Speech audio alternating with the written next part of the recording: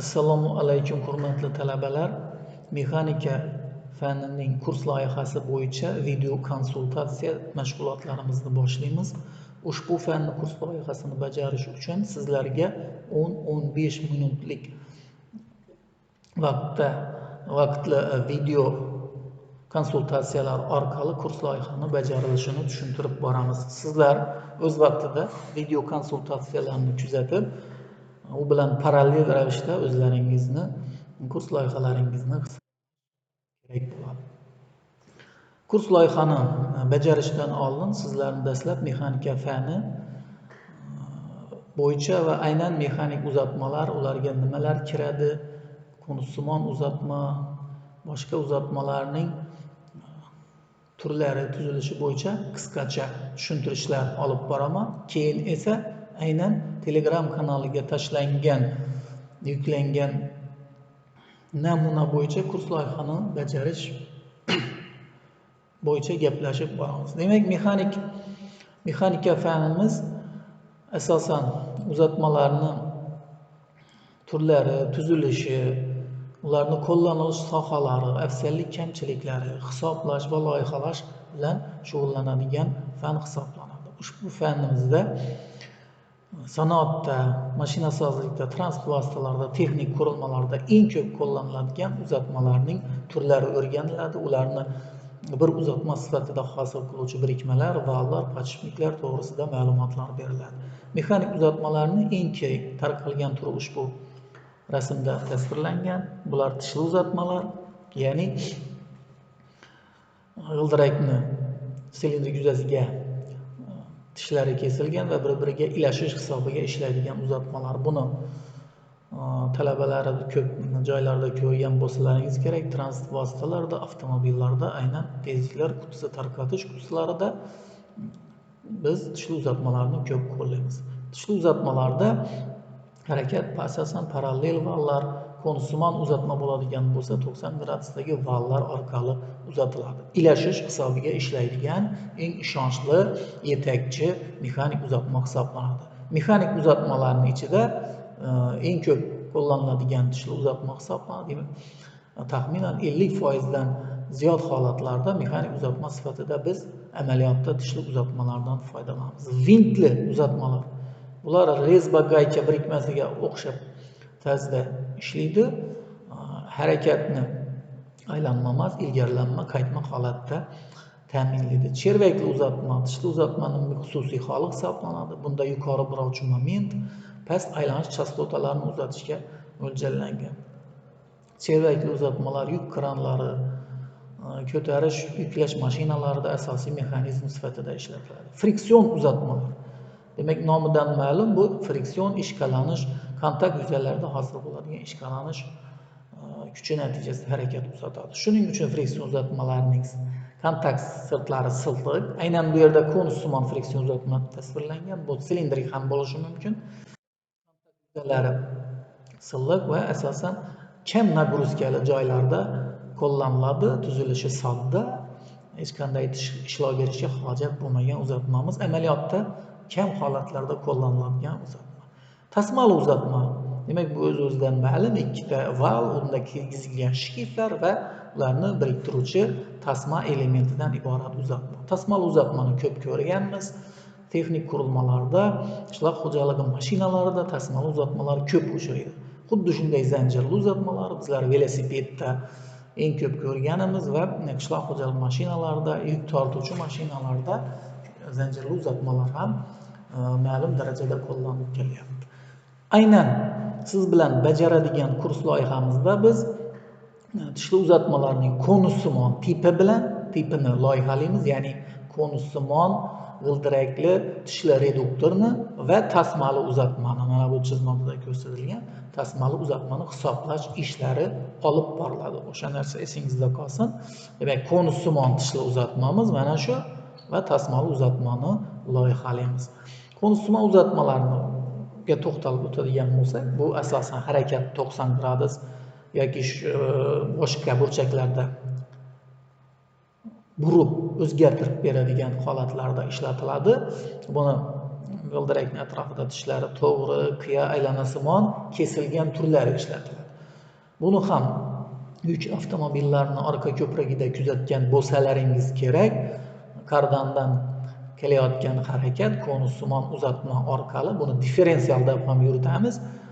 Yarim o'qlarga uzatilib harakat, demak yuk avtomobillarda ushbu uzatma orqali bajariladi. Demak, mana shu uzatmani loyihalash bizdan talab qilinadi, reduktor sifatida albatta. Demak, ushbu uzatmani o'lchamlari, tishlarining soni, tishlarining moduli, diametrlari, masalan, bo'lish diametri, boshlang'ich aylana diametri, tish uchidan diametri va hokazo, g'ildirakning qalinligi, reduktorning o'lchamlari, boltli birikma o'lchamlarini hisoblash mana shu loyiha ishimizning maqsadi hisoblanadi. Va albatta, yana takrorlayman, tasmali uzatma bilan birgalikda qilinadi. Konussimon uzatma reduktorining kinematik belgilanishi, umumiy ko'rinishini ko'rib o'tamiz ushbu chizmamizda. Mana bu yerda konussimon uzatmani mana tasvirlangan. U reduktor sifatida bitta o'zi emas, shunga e'tibor qilasizlar. Bu yerda silindrik uzatma ham bor, bir juft. Demak, ushbu reduktorimiz ikki pog'onali deb hisoblanadi. Ya'ni harakat mana shu B val tomonidan kirsa, harakat bit konussimon uzatma natijasida harakat bir marta o'zgartiriladi, ya'ni tezlik kamaytirib biroz joyin oshiriladi. Bu bir pog'ona hisoblanadi. Va silindrik uzatma orqali ikkinchi mana bu T yakuniy valdan chiqib ketadi. Demak, silindrik uzatma orqali ikkinchi marta harakat kamaytiriladi. Shuning uchun ikki pog'onali reduktor deb yuritiladi. Konussimon silindrik g'ildirakli ikki pog'onali reduktor. Ushbu reduktorni yon tomonlardan ko'rinishi V va B chizmalarda tasvirlangan. Lekin bizni kurs loyihamizda ikki pog'onali emas, reduktorimiz aynan bir pog'onali bo'ladi. Uning ichida faqat konussimon reduktor uzatma joylashadi va birgalikda yuqorida ta'kidlaganimizdek tasmali uzatma bo'ladi. Bu chizmamizda esa o'sha konussimon reduktorni faqat o'zini korpusda joylashgan holati tasvirlanmoqda. Demak, yetakchi val uning uch qismiga o'rnatilgan, u esa o'z navbatida yetaklanuvchi katta g'ildirak bilan ilashib turibdi. Bu g'ildirakimiz chap va o'ng tomonga val orqali harakat uzatadi. Demak, siz aynan loyihalaydigan konussimon reduktorimiz korpus bilan birgalikda mana shu ko'rinishni egallaydi. Bu yerda endi reduktorning 4dan 1 qismi kesik holatda, ichki elementlari tasvirlanishi uchun kesim holatida berilgan, shunga ahamiyat qilasizlar. Demak, yana ta'kidlab o'tamiz, ushbu rasm chizmalar sizlarda konussimon reduktor uzatmani va tasmali uzatma to'g'risida tushunchalaringizni, bilimlaringizni yanada mustahkamlash uchun olib borilmoqda. Reduktorlarni mana ikkitasini tashlab o'tamiz.